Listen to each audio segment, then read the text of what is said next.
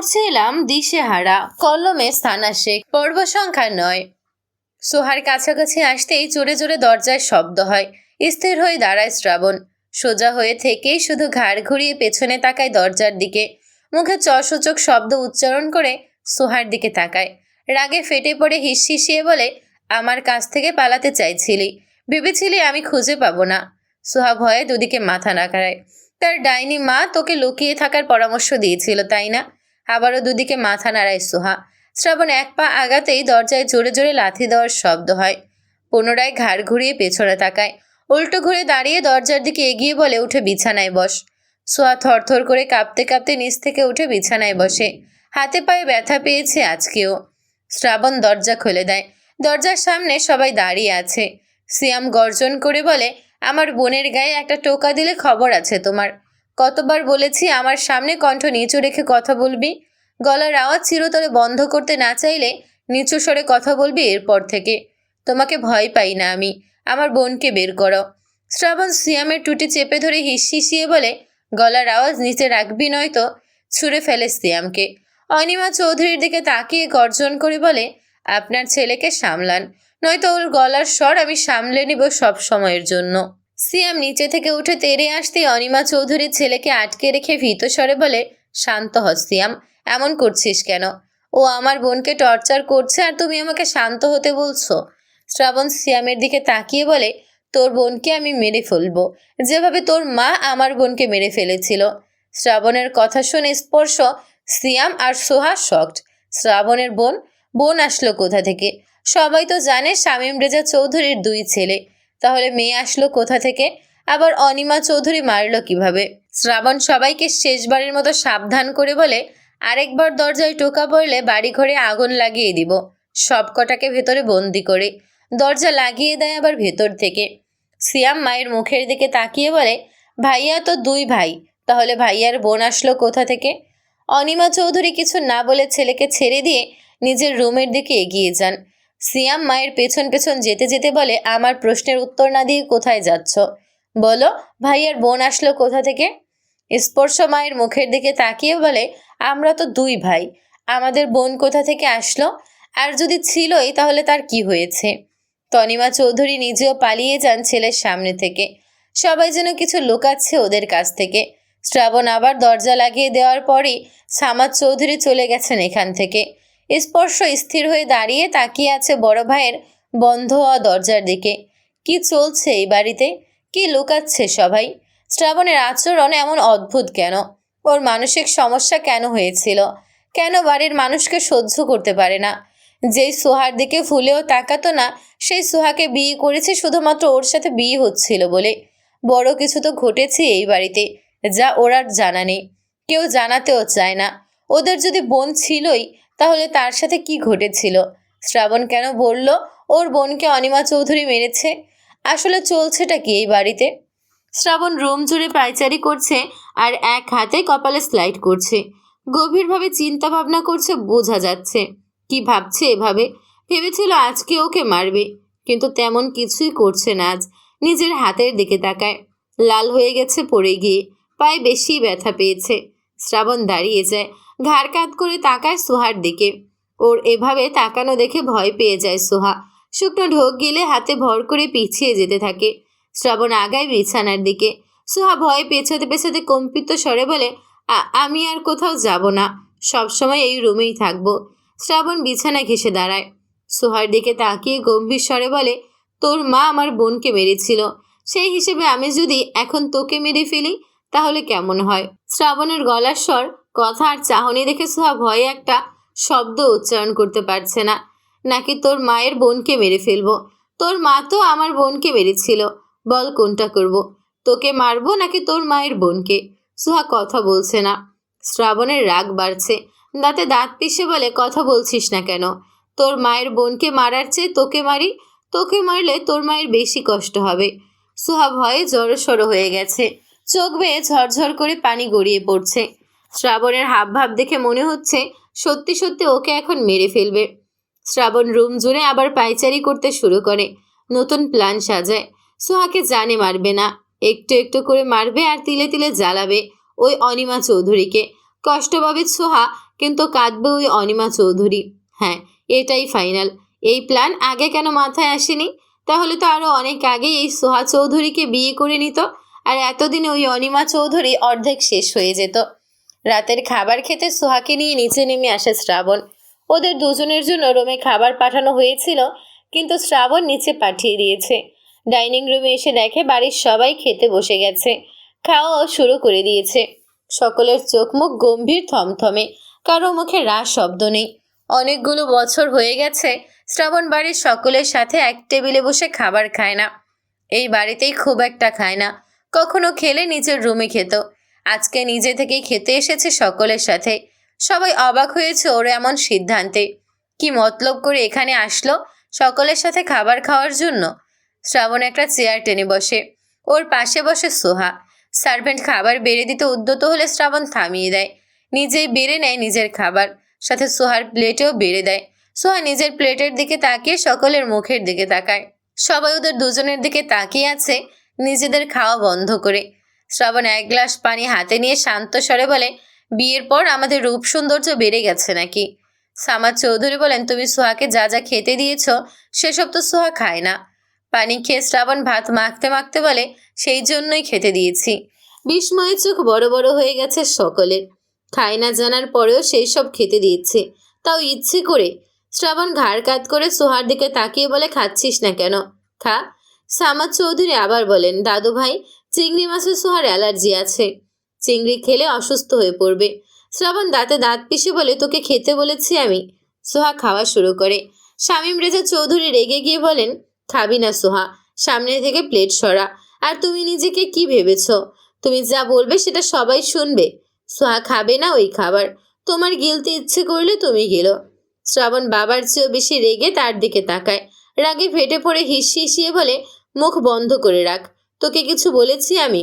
শামীম রেজা চৌধুরী আরো কিছু বলতে চাচ্ছিলেন, কিন্তু তার আগেই তনিমা চৌধুরী ওনার এক হাত চেপে ধরেন শক্ত করে। দুদিকে মাথা নাড়িয়ে কিছু বলতে নিষেধ করেন। বাড়ির সবাই জানে এই ছেলে এক নম্বরের বেয়াদব, মুখে লাগাম নেই। এর আগে দুবার তর্কাতর্কির সময় রাগে হুঁশজ্ঞান হারিয়ে তেড়ে এসেছিল শামীম রেজা চৌধুরীকে মারার জন্য। বাবা হয়ে সেদিকে ওর ভ্রুক্ষেপ নেই। এখনো বেশি রাগারাগি হলে আবারও তেড়ে আসবে মারার জন্য। এই ছেলে ওনাকে সম্মান তো কখনো দেয়ই না, উল্টো বারবার সম্মান নিয়ে টানাটানি করে ছোট বড় সকলের সামনে। সিয়াম গর্জন করতে নেবে তার আগে ওর মা ওকে থামিয়ে দেন। ছেলের হাবভাব দেখেই বুঝতে পেরেছেন ছেলে কি করতে যাচ্ছে। শান্ত স্বরে বলেন, খাক, সমস্যা নেই, খাওয়ার পর মেডিসিন খেলেই হবে। সিয়াম কটমট করে তাকিয়ে থাকে শ্রাবণের দিকে। শ্রাবণ একবার ওর দিকে তাকিয়ে খাওয়া শুরু করে। সোহা অর্ধেক খাবার খেয়ে হাত ধোয়ার জন্য উঠে দাঁড়ায়। শ্রাবণ খেতে খেতে বলে, পুরোটা খাওয়া শেষ কর। সোহা মায়ের মুখের দিকে তাকায়। ওর মা অসহায় চোখে ওর দিকে তাকিয়ে আছে। ভাইয়ের দিকে তাকিয়ে দেখে ওর ভাই রাগে ফোঁস করছে। স্পর্শ খাওয়া বন্ধ করে বসে আছে। ডাইনিং রুমের পরিবেশ আজ অন্যরকম। সোহা বসে পড়ে আবার, জোর করে প্লেটের সব খাবার খায়। ততক্ষণে শ্রাবণের খাওয়াও শেষ। অনিমা চৌধুরী দ্রুত রুমের দিকে এগিয়ে যান সোহার মেডিসিন নিয়ে আসার জন্য। শ্রাবণ হাত ধুয়ে সোহার হাত ধরে টেনে নিয়ে ডাইনিং রুম থেকে বেরিয়ে আসে। অনিমা চৌধুরী মেডিসিন নিয়ে রুম থেকে বের হওয়ার আগেই শ্রাবণ সোহাকে নিয়ে রুমে ঢুকে দরজা লাগিয়ে দেয় চাবি দিয়ে। সোহা অসহায় চোখে তাকিয়ে রইল। শ্রাবণের মুখের দিকে ইতিমধ্যেই সোহার অ্যালার্জি শুরু হয়ে গেছে। চোখ মুখ ফুলে উঠছে, ঠোঁট ফুলে গেছে। মেডিসিন না খেতে পারলে ওর অবস্থা আরো খারাপ হয়ে যাবে। সোহা ভয়ে ভয়ে কম্পিত স্বরে বলে, ভাইয়া, একটা মেডিসিন। শ্রাবণ থামিয়ে দিয়ে বলে, যা গিয়ে ঘুমা। একটা? ঘুমোতে বলেছি আমি। সোহা বিছানায় উঠে শুয়ে পড়ে কিনার ঘেঁষে। অ্যালার্জি বেশি হয়ে গেলে শ্বাস নিতে কষ্ট হয়। প্রায় পুরো শরীর ফুলে র্যাশ উঠে যায়। চোখ মুখের খুবই বাজে অবস্থা হয়। শ্রাবণ গিটার হাতে নিয়ে বিছানায় বসে টুংটাং শব্দ তুলে গান গাইতে শুরু করে। আমার ভাঙা তরির ছেঁড়া পাল চলবে আর কতকাল, ভাবি শুধু একা বসিয়া, রে দয়াল, এভাবে আর চলবে কতকাল। তরি কিনারায় ভিড়াইয়া ভাবি শুধু কাঁদিয়া, কিনারায় ভিড়াইয়া ভাবি শুধু কাঁদিয়া, যাবে কি এমনি দিনও হাল, রে দয়াল, এভাবে আর চলবে কতকাল। আমার ভাঙা তরি ছেঁড়া পাল চলবে আর কতকাল, আমি শুধু ভাবি বসিয়া, রে দয়াল, এভাবে আর চলবে কতকাল। এতটুকু গিয়ে থেমে যায়।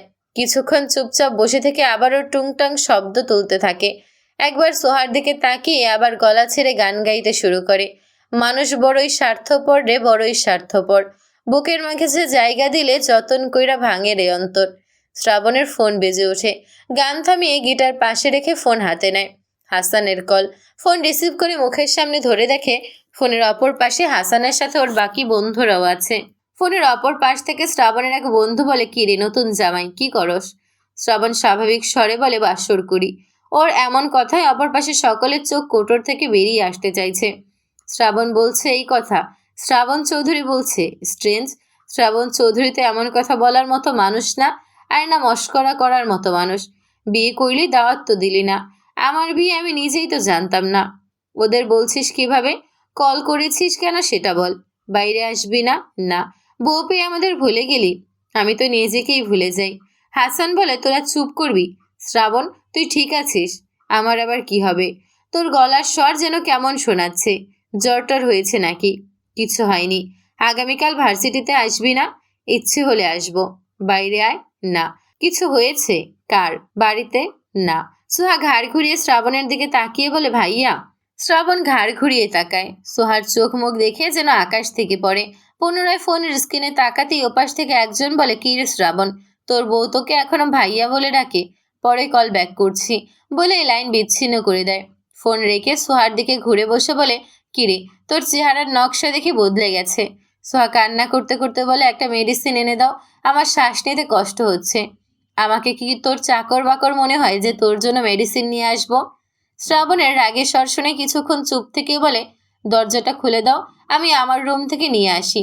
কিচ্ছু করতে পারবো না তোর জন্য। সোয়া শোয়া থেকে উঠে বসে বিছানা থেকে নেমে আসে। দ্রুত পায়ে আগায় ওয়াশরুমের দিকে।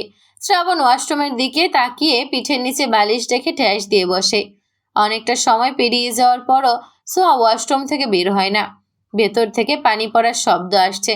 শ্রাবণ বিছানা ছেড়ে নেমে দাঁড়ায়। ওয়াশরুমের দরজায় হাত দিয়ে ঠেলা দিতেই খুলে যায়। ভেতরে তাকিয়ে দেখে সোহা উল্টো ফিরে শাওয়ারের নিচে বসে আছে। এই ডাইনির বাচ্চা, ওখানে বসে আছিস কেন? সোহা কিছু বলে না। শরীর চুলকাচ্ছে রুমে আসার পর থেকেই। কান্নার কারণে শরীর কেঁপে কেঁপে উঠছে। শ্রাবণ ভেতরে প্রবেশ করে শাওয়ার অফ করে দেয়। সোহা মুখ তুলে শ্রাবণের মুখের দিকে তাকায়। সোহার ঠোঁট জোড়া অস্বাভাবিকভাবে ফুলে উঠেছে। চোখ দুটো ডলতে ডলতে পুরোপুরি লাল বানিয়ে ফেলেছে। ঘষতে ঘষতে গালের অবস্থাও বাজে। গলায় ঘাড়ে লাল লাল চাকা তৈরি হয়েছে। অতিরিক্ত চুলকানোর ফলে চামড়া ছলে গেছে। শ্বাস নিচ্ছে অস্বাভাবিকভাবে। এত বাজে অবস্থা হবে ভাবিনি শ্রাবণ।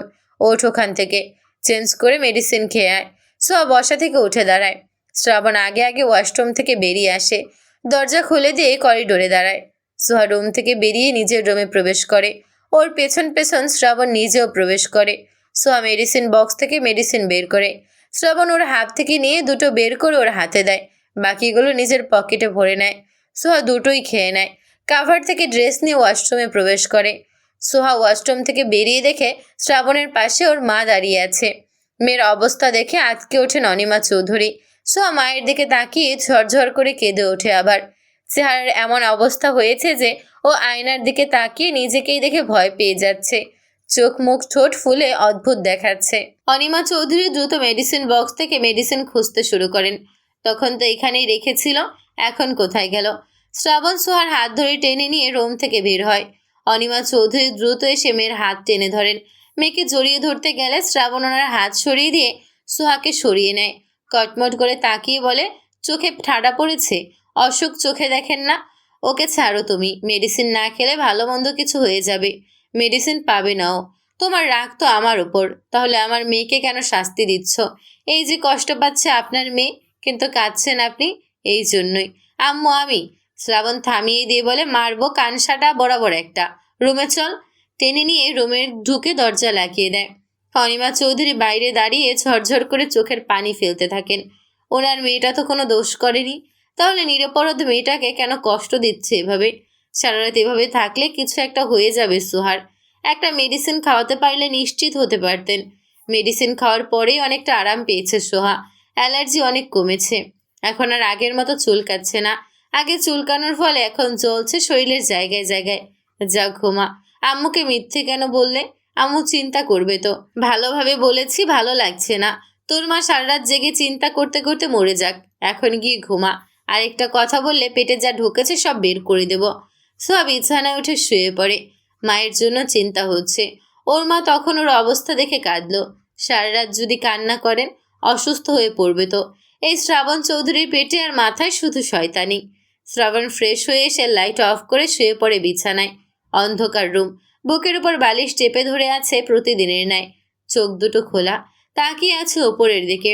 অন্ধকার রুমে ওপরের দিকে তাকিয়ে তাকে রোজ কি দেখে সেটা শুধুমাত্র ও আর আল্লাহ তাআলা ভালো জানেন।